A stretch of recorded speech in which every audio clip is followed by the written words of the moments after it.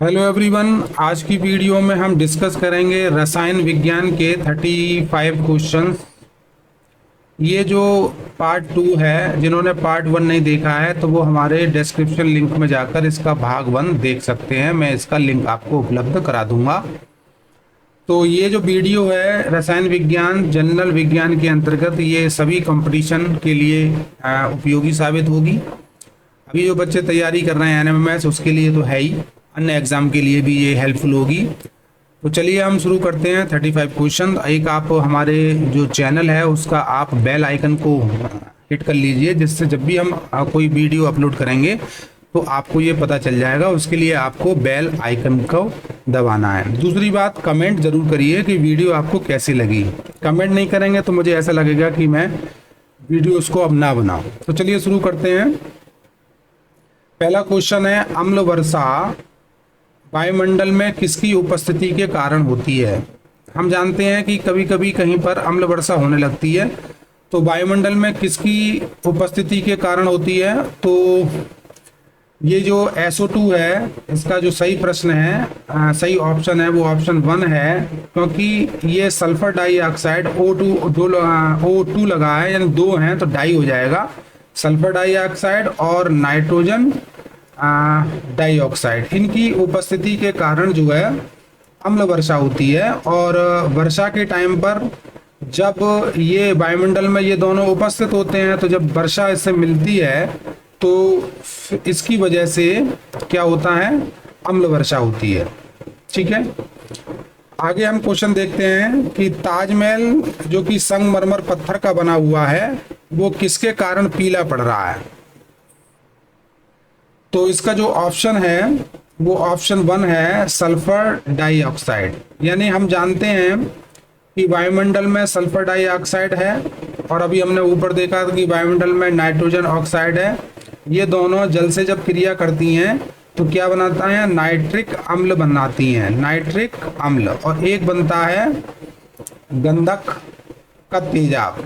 तो नाइट्रिक अम्ल और गंधक का जो तेजाब बनता है, इनकी वजह से ताजमहल क्या हो रहा है, पीला पड़ रहा है। दोबारा सुनिए मेरी बात। हम जानते हैं कि ताजमहल आगरा में है और संगमरमर का बना हुआ है।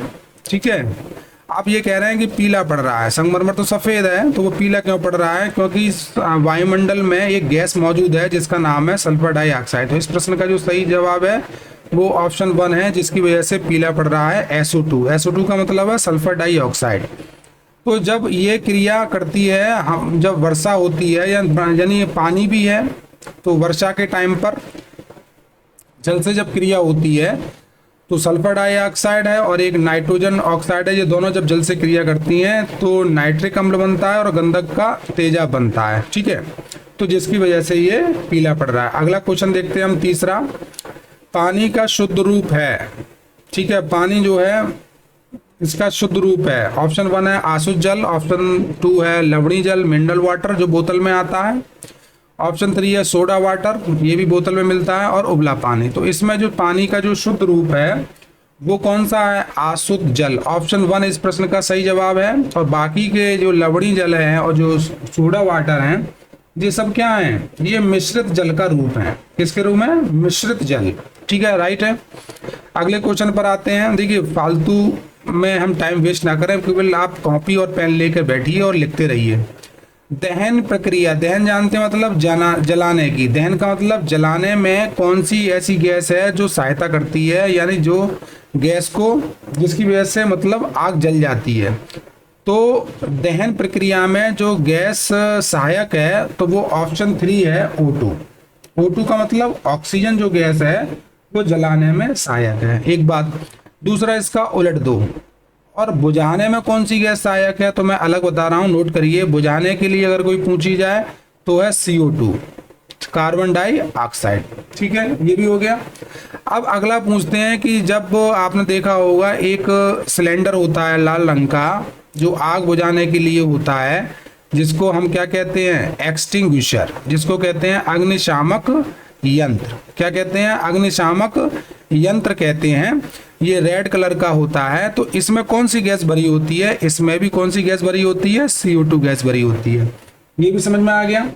अगला ऑप्शन इसमें है ऐसी, इस प्रश्न का सही जवाब तो मैंने बता दिया ऑक्सीजन है, मैं अन्य जानकारी दे रहा हूँ। अगला क्वेश्चन में से नाइट्रोजन होती है। हम जानते हैं कि वायुमंडल में जो नाइट्रोजन की जो परसेंटेज है वो कितने हैं, वो 78% है, और ऑक्सीजन कितनी है, 21% है, और अन्य गैस 1% में कौन सी हैं, अक्रिय गैसें हैं। ठीक है, तो अब ये जो नाइट्रोजन है हम ये भी जानते हैं कि ये पेड़ पौधों के लिए बहुत उपयोगी है।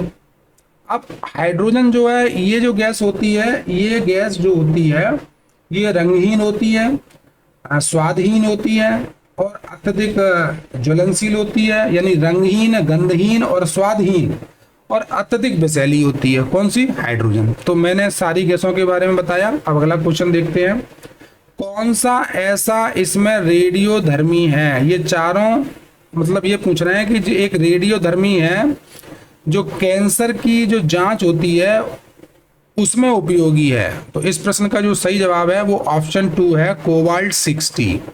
कोबाल्ट 60 ये जो है कैंसर की जांच में उपयोगी है। इस प्रश्न का सही जवाब हो गया। अब हम आपको अन्य जानकारी देख रहे हैं। ये क्या है, यूरेनियम 235 का उपयोग किसमें होता है, जो पनडुब्बी चलती हैं, जो परमाणु संयंत्र चलते हैं, पनडुब्बी चलती हैं, पानी के जो नौसेना में जो जहाज होते हैं वो चलते हैं, उनको चलाने के लिए हमें किसकी आवश्यकता होती है, यूरेनियम 235 की। तो ये उसमें क्या होती है, ये एक ईंधन का काम करती है।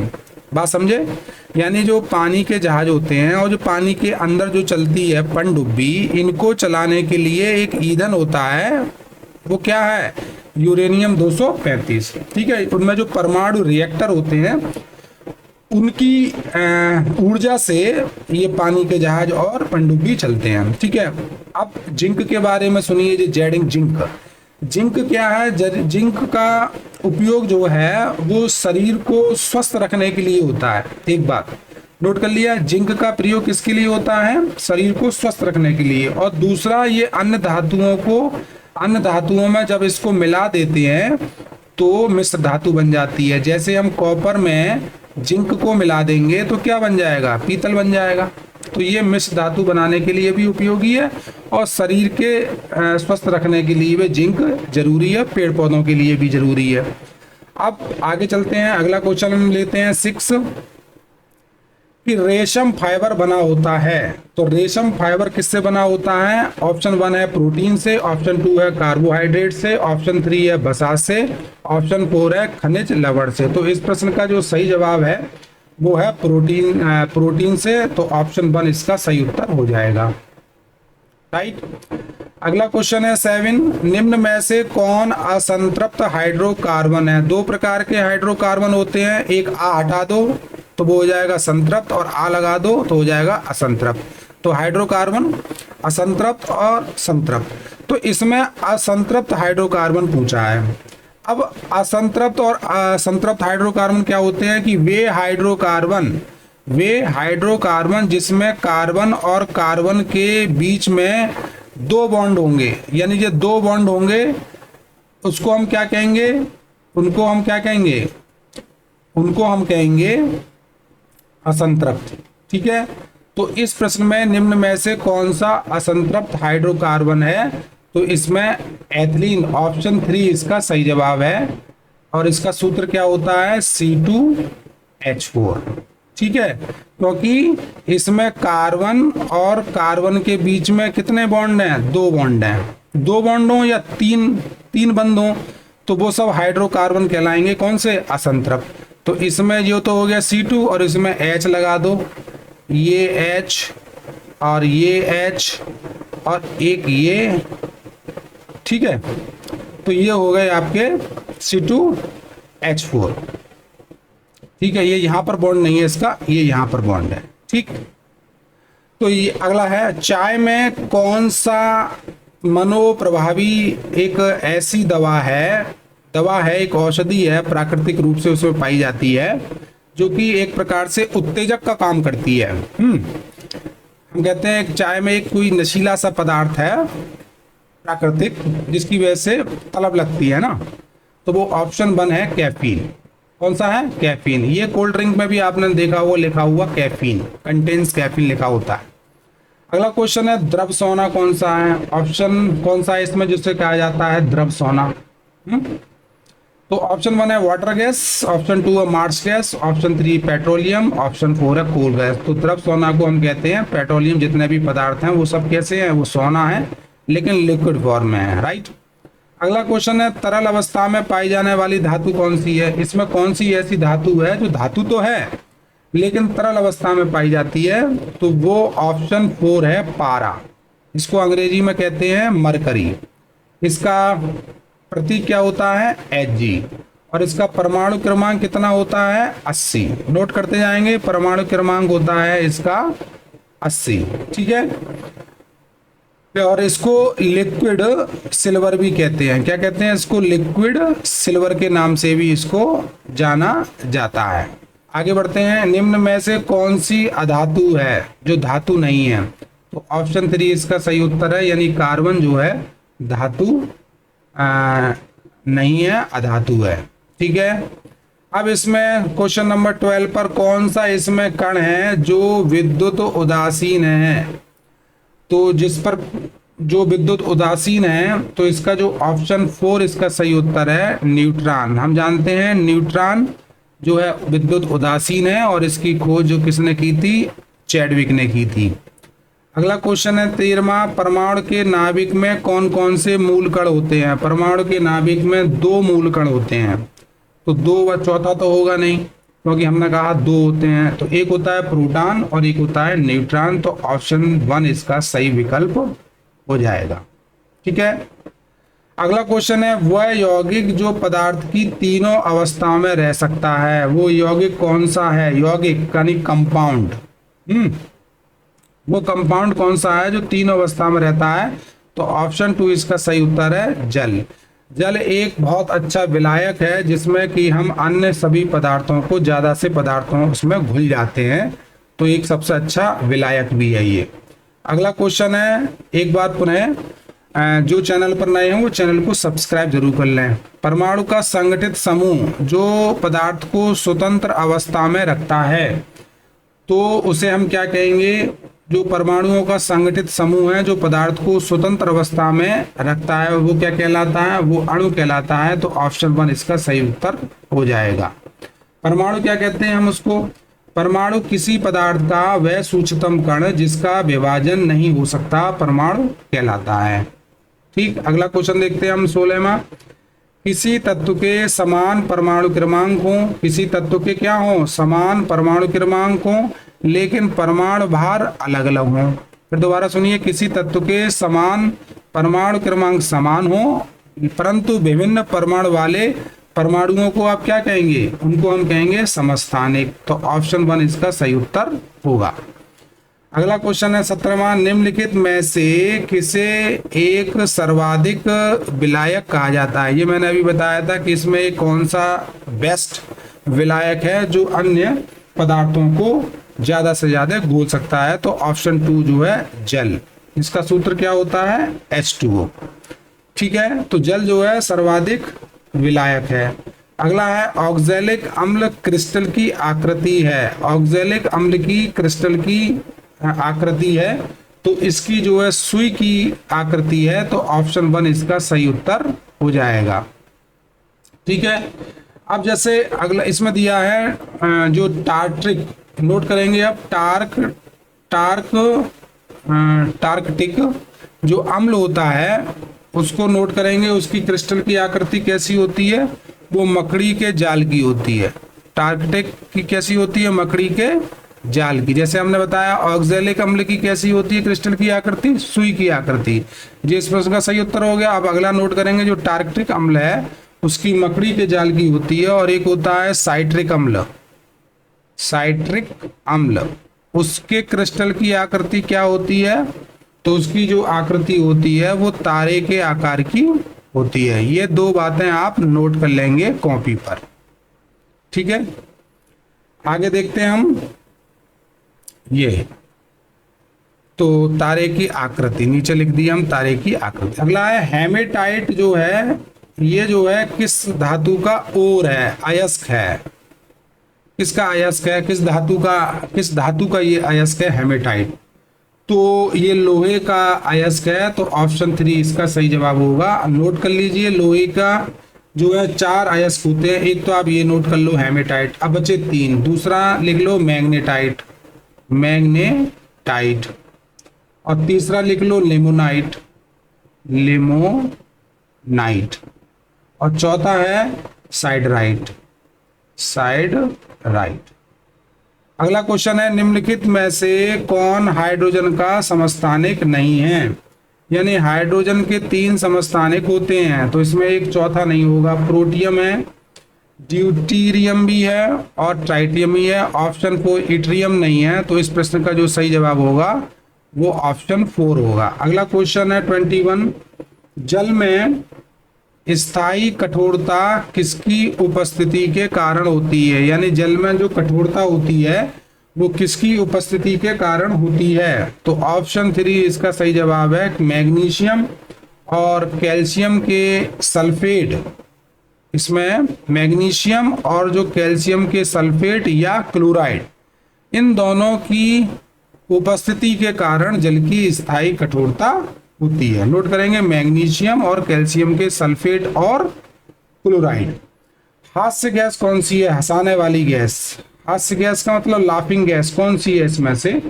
तो ऑप्शन 2 इसका सही उत्तर है, नाइट्रस ऑक्साइड। सूत्र लिख लेंगे N2O। नाइट्रस ऑक्साइड जो है वो क्या है? वो है लाफिंग गैस। ठीक है, अगला क्वेश्चन है 23, प्लास्टर ऑफ पेरिस का रासायनिक सूत्र क्या है? तो प्लास्टर ऑफ पेरिस का सूत्र बताने से पहले हम आपको बताना चाहेंगे कि यानी जो जिप्सम होता है, कैल्शियम सल्फेट इंटू 2H2O, और कैल्शियम सल्फेट को जब हम यानी जिप्सम को 120 डिग्री सेंटीग्रेड पर जब हम गर्म करेंगे तो पानी उड़ जाएगा, और कैल्शियम सल्फेट इंटू हाफ पानी बचेगा, और ये जो सूत्र होगा वो प्लास्टर ऑफ पेरिस का होगा। तो इस प्रश्न का जो उत्तर है वो ऑप्शन 3 है, कैल्शियम सल्फेट हाफ H2। अगला क्वेश्चन है, जो चूना पत्थर का रासायनिक नाम है? यानी चूना पत्थर का जो रासायनिक नाम है, यानी जो संगमरमर का नाम है, चूना पत्थर का मतलब है जो संगमरमर का नाम है, तो इसमें ऑप्शन 3 इसका सही उत्तर है, कैल्शियम कार्बोनेट। यानी कैल्शियम कार्बोनेट को ही हम चूना पत्थर कहते हैं, और इसी को हम क्या कहते हैं? संगमरमर। अगला क्वेश्चन है, बहुत अच्छा क्वेश्चन है, कि पानी का जो अधिकतम घनत्व, यानी घनत्व को अंग्रेजी में कहते हैं डेंसिटी, पानी का अधिकतम घनत्व डेंसिटी कितनी होती है? बहुत इंपॉर्टेंट क्वेश्चन है। इंपॉर्टेंट तो सारे हैं, लेकिन इसको आप विशेष रूप से स्टार दे लो, इसको IMP लिख लो। तो इसकी जो अधिकतम पानी का जो घनत्व होता है वो 4 डिग्री सेंटीग्रेड होता है, तो ऑप्शन 2 इसका सही जवाब होगा।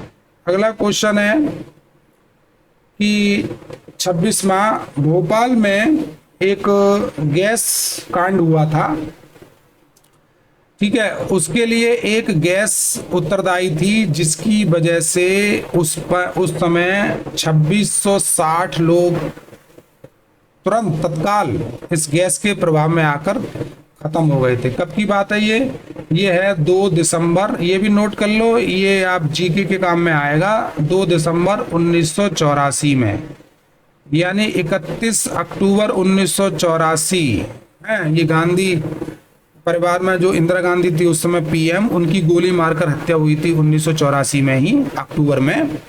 तो ये उसी समय के एक लगभग है ना 1 महीने बाद की ये घटना है। और ये जो मध्य प्रदेश की राजधानी है भोपाल में एक गैस रिस गई थी, और ये गैस रिसने से 2660 लोग उस समय तत्काल मर गए थे, और लाखों लोग इससे प्रभावित हुए थे। 1 लाख के करीब इसमें प्रभावित हुए थे, और 10,000 लोग विकलांग हो गए थे। यानी ऐसी खतरनाक गैस थी। अब आते हैं प्रश्न पर, तो कौन सी गैस थी जिसकी वजह से ये सब हुआ? तो ऑप्शन बहुत इंपॉर्टेंट क्वेश्चन है। तो ये पहले नंबर का जो ऑप्शन है, मिथाइल आइसोसाइनाइड, इसको शॉर्ट में कहते हैं MIC, M for methyl, I for iso और C for cyanate. MIC gas थी जिसकी वजह से ये सब लोग इससे प्रभावित हुए और 2660 लोग इस पर काल के ग्रास बने। अगले क्वेश्चन पर आते हैं। वाहनों से निकलने वाली एक गैस होती है जहरीली, है प्रदूषित, वायुमंडल को भी प्रदूषित कर रही है और हमारे लिए भी प्रदूषित कर रही है वो। तो वो कौन सी जहरीली गैस है इसमें? तो ये जो मार्श गैस है ये तो दलदली गैस है। तो इसमें ऑप्शन 3 इसका सही जवाब है, कार्बन मोनोऑक्साइड, जिसका सूत्र है CO। क्या है? CO। अगला है, मूत्रालय में यानी टॉयलेट में प्रायः नाक में चुभने वाली गंध पाई जाती है कि जो मूत्रालय होते हैं उसमें एक तीव्र नाक में चुभने वाली गंध कौन सी होती है? जो यानी कहने का मतलब है जो मूत्रालय में पाई जाती है, बहुत बुरी बदबू आती है, उसमें तीखी आती है। तो वो उसमें कौन सी गैस होती है जिसकी वजह से वो वहां पर होती है? तो वो होती है अमोनिया। अमोनिया यानी NH3। इस प्रश्न का जो सही उत्तर है वो ऑप्शन 2 है। अमोनिया गैस की वजह से मूत्रालय में जो चुभने वाली गंध हमें महसूस होती है। अगला क्वेश्चन है कि आग से बचने के कपड़े होते हैं, वस्त्र होते हैं, तो वो किसके बनाए जाते हैं इसमें से? अभ्रक के, एस्बेस्टस के, टेल के, स्टीटाइट के। तो ऑप्शन 3 इसका सही उत्तर है। एस्बेस्टस के जो कपड़े होते हैं वो इसलिए बनाए जाते हैं कि इनमें जो है वो आग को नहीं पकड़ते हैं, इनको पहनकर हम आग, यहाँ पर आग है उसमें आप जा सकते हो। ठीक है, इंपॉर्टेंट क्वेश्चन है। अगला क्वेश्चन है, सर्वप्रथम मानव ने कौन सी मेटल को मतलब हिंदी में कहते हैं धातु का उपयोग किया था? ये प्रश्न आपको पता होगा, हिस्ट्री में पढ़ा होगा, 6 क्लास की हिस्ट्री में पहला ही चैप्टर है, पहला और दूसरा। तो सर्वप्रथम मानव ने जो धातु का प्रयोग किया वो था तांबा। ऑप्शन 2 इसका सही जवाब होगा। और तांबा में उसने टिन मिलाया था। अगला जानकारी दे रहा हूं, तांबे में टिन मिला के उसने क्या बनाया था? कांसा। तो ये पूछ लेते हैं कि कांसा में क्या चीज मिला से बनता है? तांबा और टिन मिलाकर। ठीक है, अगला क्वेश्चन है 31वां कि निम्न में से कौन विद्युत का अच्छा सुचालक है? यानी कौन इसमें विद्युत का सबसे अच्छा चालक होगा, यानी कि हम तार किसके बनाएं जिसमें से बिजली बहुत अच्छी उसमें से जाए। ठीक है, ये इस तरह से आप समझो प्रश्न को। तो वो है चांदी। ऑप्शन 2 जो है चांदी जो है वो बिजली का सबसे बेस्ट सुचालक है। हम चांदी के तार तो बनाएंगे नहीं, चांदी के तार बनाएंगे तो चोर उनको चोरी कर लेगा। तो इसलिए क्वेश्चन ये था अच्छा सुचालक कौन सा है? तो वो है चांदी। और जनरली हम किसके तार बनाए जाते हैं? एल्युमिनियम के, तांबे के और लोहे के। आप सोने के तो बनाएंगे नहीं। अगला क्वेश्चन है 32वां, निम्न में से कौन सीमेंट का मुख्य संगठक है? इनमें इसमें कौन सा ऐसा संगठक है जिसमें सीमेंट बनाई जाती है? तो ऑप्शन 3 इसका सही उत्तर है, चूना पत्थर। राइट है। अगला क्वेश्चन है, जो हम स्टील देखते हैं घरों में, स्टील के जो बर्तन होते हैं वो लोहा होता है, लेकिन लोहे में एक चीज मिलाई जाती है जिसकी वजह से क्या बन जाती है? स्टील बन जाती है। तो क्वेश्चन ये है, स्टेनलेस स्टील को बनाने में लोहे के साथ कौन सी ऐसी महत्वपूर्ण धातु है जो मिलाई जाती है जिसकी वजह से स्टील बन जाती है? बहुत अच्छा क्वेश्चन है। तो इस प्रश्न का जो सही उत्तर है वो ऑप्शन 3 है, क्रोमियम। क्रोमियम मिलाने से स्टेनलेस स्टील बन जाती है। ठीक है, जैसे फिर दोबारा रिपीट कर रहा हूँ, कॉपर में जिंक मिलाया तो क्या बन गया? पीतल। और कॉपर में टिन मिलाया तो क्या बन गया? कांसा।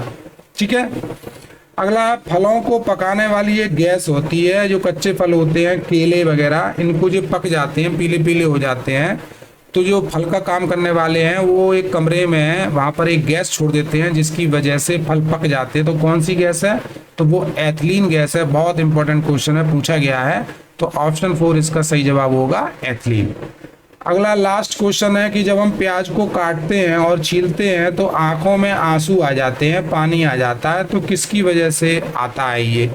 तो उसकी कोशिकाओं में सल्फर होती है, सल्फर गैस होती है, जिसकी वजह से हमारे आंखों में पानी आ जाता है। तो इस प्रश्न का जो सही जवाब है वो कोशिकाओं में सल्फर आने की वजह से, कोशिकाओं में सल्फर होने की वजह से हमारे आंख में पानी आ जाता है। तो ये थे रसायन विज्ञान यानी केमिस्ट्री के 35 क्वेश्चन पार्ट 2। ज़रूरत होगी हम पार्ट 3 भी अपलोड करेंगे। अब मिलते हैं नेक्स्ट वीडियो में। Thank you very much.